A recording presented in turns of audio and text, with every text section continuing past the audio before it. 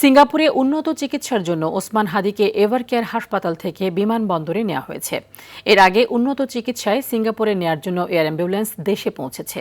বেলা 11:30টায় শাহজালাল আন্তর্জাতিক বিমানবন্দরে আসে এয়ার অ্যাম্বুলেন্সটি। এদিকে হাদিকে হত্যা চেষ্টার মামলায় সারা দেশ থেকে 8 জনকে আটক করেছে আইনশৃঙ্খলা বাহিনী।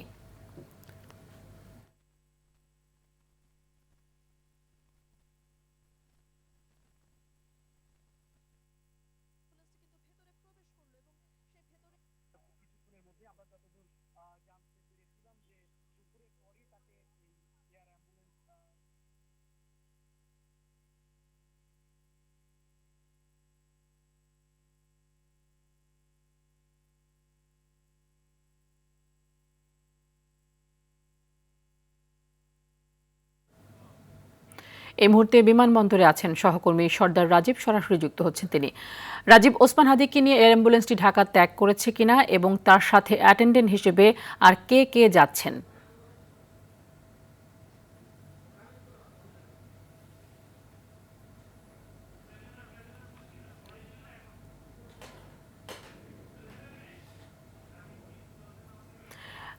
আমরা রাজীবের সংযোগ পাওয়ার জন্য অপেক্ষায় আছি। রাজীব, শুনতে পাচ্ছেন কিনা আমাকে?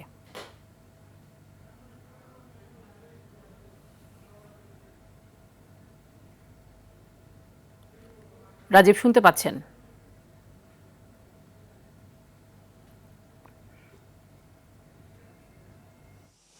হ্যাঁ তানি, এই মুহূর্তে আমি রয়েছি রাজধানীর হজরত শাহজালাল আন্তর্জাতিক বিমানবন্দরের ঠিক ভিআইপি গেটের সামনে। আমরা যদি একটু বলি যে ইনকিলাব মঞ্চের মুখপাত্র এবং জুলাই বিপ্লবী ওসমান বিন হাদিকে কিন্তু আজ উন্নত চিকিৎসার জন্য সিঙ্গাপুরের উদ্দেশ্যে নিয়ে যাওয়া হচ্ছে। এই মুহূর্তে কিন্তু ওসমান বিন হাদি এয়ারপোর্টের ভেতরে রয়েছে এবং তাকে বহনকারী এয়ার অ্যাম্বুলেন্সটি কিন্তু যে কোনো সময় সিঙ্গাপুরের উদ্দেশ্যে রওনা দেবেন। এবং আমরা যতটুকু জানতে পেরেছি, অসপেরা এয়ার অ্যাম্বুলেন্সের একটি বিশেষ বিমানে তাকে কিন্তু সিঙ্গাপুরে নেওয়া হচ্ছে। একটু যদি বলি যে এই জায়গা কিন্তু ঠিক মাত্র কয়েক মিনিট আগেই কিন্তু এয়ারপোর্টের মধ্যে প্রবেশ করেছে হাদিকে বহনকারী অ্যাম্বুলেন্সটি এবং সেই অ্যাম্বুলেন্সের মধ্যে কিন্তু দুজন বিশেষজ্ঞ চিকিৎসক ছিলেন, যার মধ্যে একজন নার্সও ছিলেন। আমরা যতটুকু জানতে পেরেছি তারা এয়ার অ্যাম্বুলেন্সে করেই কিন্তু তারা ঢাকায় এসেছিলেন এবং এয়ারপোর্ট থেকে সোজা তারা কিন্তু সরাসরি এভারকেয়ার হাসপাতালে যান এবং এভারকেয়ার হাসপাতালে কিছুক্ষণ অপেক্ষার পর এবং হাদির শারীরিক অবস্থা পর্যবেক্ষণ করে তারপরে ঠিক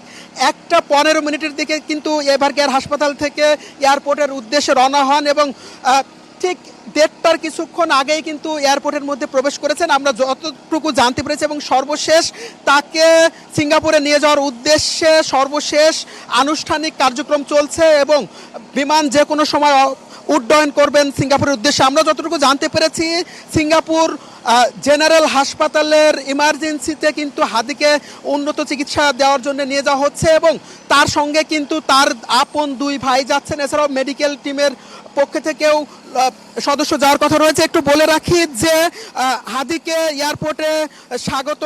এয়ারপোর্টে তাকে অর্থাৎ সিঙ্গাপুরে নেওয়ার জন্য তাকে বিদায় দেওয়ার জন্য কিন্তু এখানে এসেছেন স্বাস্থ্য উপদেষ্টা এবং স্বাস্থ্য সচিব সহ সরকারের ঊর্ধ্বতন ব্যক্তিবর্গও এসেছে। আমরা যদি একটু বলে রাখি, গত শুক্রবার জুমার নামাজের পরে রাজধানীর বিজয়নগর পানিট্যাঙ্কি এলাকায় কিন্তু ওসমান বিন হাদির উপরে সন্ত্রাসী হামলা হয় এবং সেই গুলিতে কিন্তু সে মারাত্মকভাবে জখম হয় এবং গুরুতর আহত অবস্থায় ঢাকা মেডিকেলে নেওয়ার পরে তাকে জরুরি অপারেশন শেষেই কিন্তু এভারকেয়ার হাসপাতালে স্থানান্তর করা হয় এবং তারপর থেকেই কিন্তু আইসিইউতে অচেতন অবস্থায় অর্থাৎ ডিপ কোমায় সে রয়েছেন এবং সর্বশেষ গত 3 দিন কিন্তু তার শারীরিক অবস্থা একই রয়েছে এবং অপরিবর্তিত রয়েছে।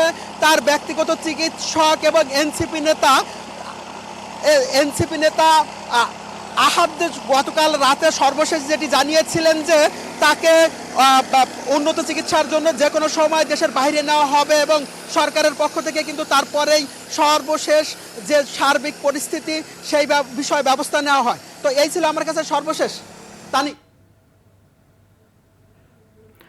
ধন্যবাদ আপনাকে।